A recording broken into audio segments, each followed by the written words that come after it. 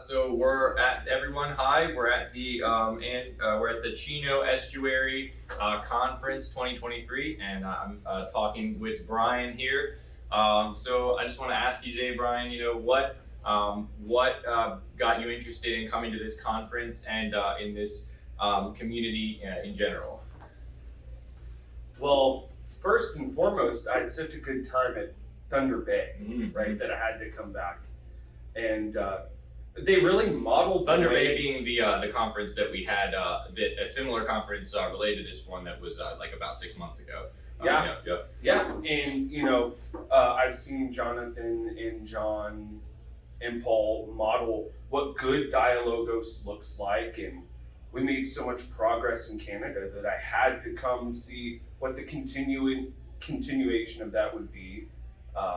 And to just meet the new batch of people who couldn't make it out to Canada. Yes, that's something that I've heard a lot of people mentioning. Is the need for a place to have these kind of discussions, in their normal lives, and there seems to be a real hunger for that sort of thing. Have you so? When you originally were hearing about this, I was it through Jordan Peterson or I don't remember.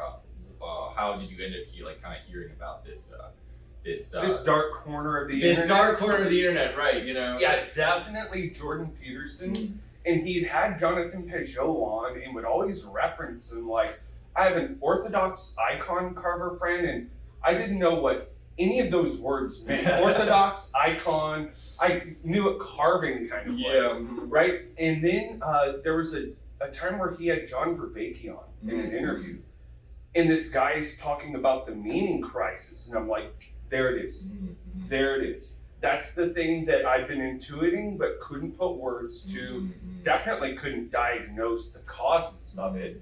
And I get into Awakening from the Meaning Crisis, and it's like, boom, there it is. Yeah. And we couldn't have picked a better name for this conference. Quest for a Spiritual Home. That's literally dovetailing on what John Vervaeke was doing. Yes.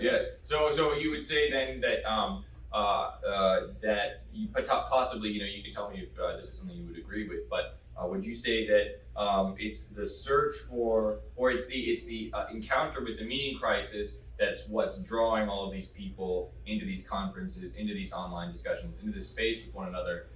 It's that kind of impetus that they're experiencing. Absolutely, and not just personally. I've gone through a bit of a meaning crisis, but seeing it in all my colleagues, seeing it in my friends, my siblings, it is pervasive. Yeah, so that's absolutely right. Yeah. So, if this is too delicate of a topic, or you don't think that you'd be able to talk very well about it, feel free to decline.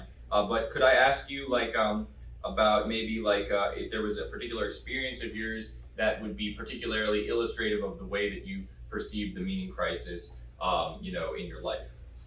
The big one was probably the third or fourth Bible debate with Sam Harris and Jordan Peterson. Douglas Murray's on the panel.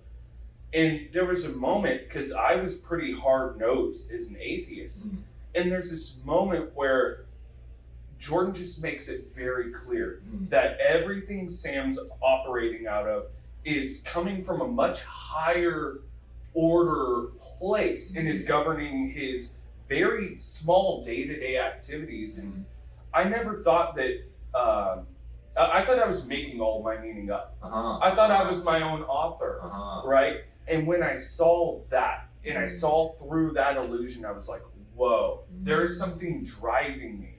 The wind in my sails is invisible, and I thought it was me blowing into that, but it's not. Right. That was the moment, that third or fourth debate between those guys. Yeah, that's wonderful, and I think it's definitely, I think the experience of finding finding that wind in your sails, and possibly even for those who are trying to get their boat moving through their own breath, you know, that's definitely, that's definitely, I think, could be very aptly described as an immune crisis. Absolutely. And all you do is run out of air. Yep. That's true. Yep. All right. Well, thank you very much, Thank Brian. you so much, Mike.